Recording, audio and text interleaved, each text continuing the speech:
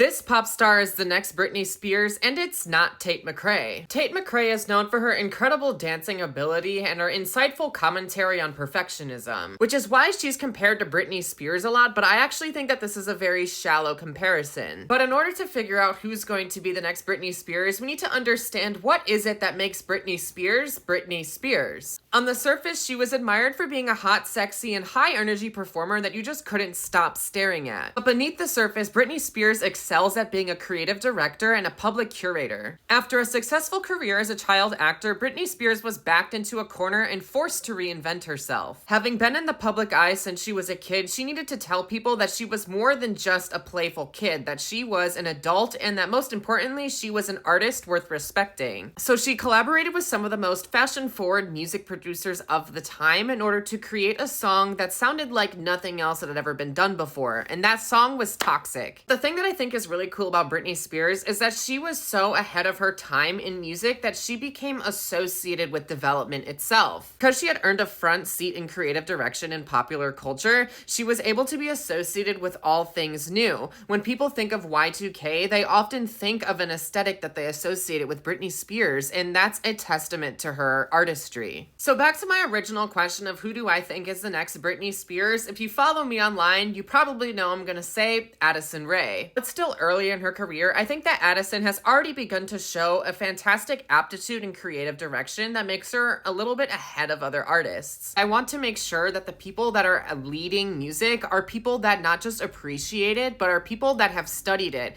And the way that she is carrying herself shows this.